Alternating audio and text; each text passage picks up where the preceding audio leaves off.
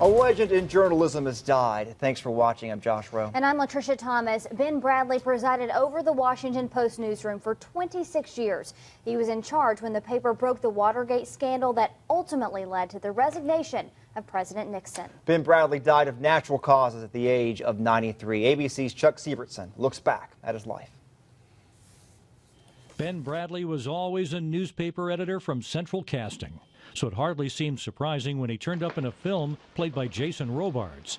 The film was All the President's Men, and it captures Bradlee in his finest hour.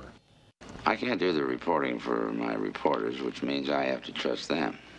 Bradlee was the executive editor of the Washington Post in 1972 when several men were arrested for breaking into the Democratic National Committee headquarters at Washington's Watergate building complex. What followed became a ticket to history for Bradlee and for the two young Post reporters who worked the story. With Bradlee's blessing, Bob Woodward and Carl Bernstein traced the burglars back to President Richard Nixon's re-election campaign. In my naive way, when I first came to this town, I didn't think presidents lied. What the White House first called a third-rate burglary snowballed into the biggest political scandal in United States history. With shoe leather and ink, Woodward and Bernstein unraveled the Watergate conspiracy and Richard Nixon's presidency. When it came out that he had ordered part of the Watergate cover-up, Richard Nixon became the first U.S. president in history to resign his office.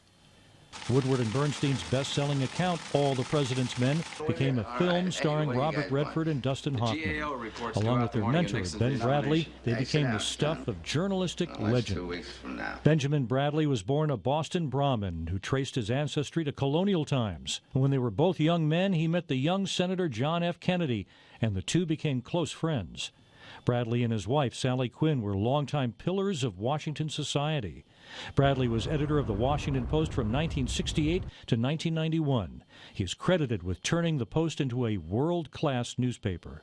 The perfect legacy for a world-class newsman. Chuck Sievertson, ABC News, New York. And we are joined now by Tom Griscom. Years in the newspaper business, the Times Free Press, also years in Washington working for Senator Howard Baker and President Reagan as well. You got a chance to meet Ben Bradlee when you were in Washington, right? Sure did. Yeah. He filled a room when he came in. Yeah. I mean, there was just a presence about it. Yeah. Yeah. We've heard since his death about how much people respected him and how he really changed the newspaper industry. We heard one person say his politics was the truth. That's what he counted for the most. What do you learn from him as a later newspaper man? Well, you learned a couple things. Number one, he created a new word that everybody wanted to attach to it, the word gate. So every scandal that came after that got the word gate attached to it. But he also sort of, he left some concepts out there that you have to be willing to take a chance. You have to trust the people you hire, that their instincts are right, that their sources are good, and then you got to be willing to say, I'm going to step out and support you. Sure. And that really is hard to do because, and in this case where you're not only, stepping out doing the story, but it's the President of the United States. Yeah. It's when you look at the Pentagon Papers, sure. It's the Defense Department, and you got to be willing to ask yourself, do I feel comfortable if somebody sues me? Will we defend it? And that means it's an editor making a call, but it's also a publisher who says, we're with you, we're going to back you.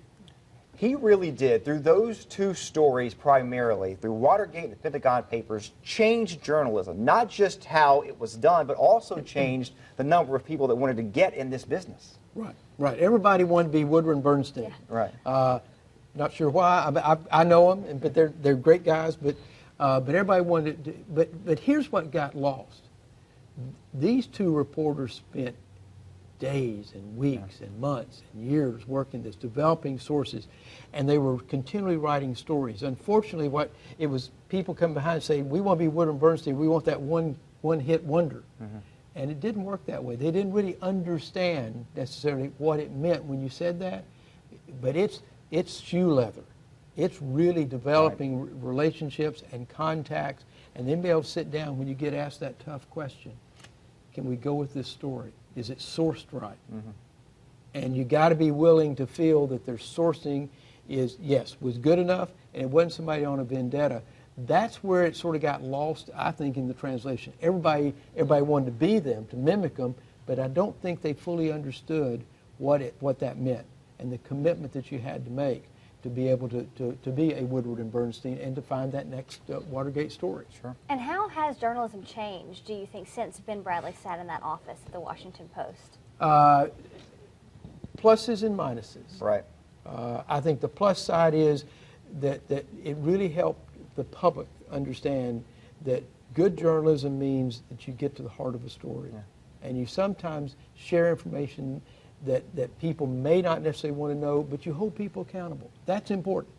The negative part is rushing sometimes to get, and I think in the digital age now, is to get the headline out. Sure. I want to be first, and then what you got to make sure, but did you check your facts? Did you check your sources?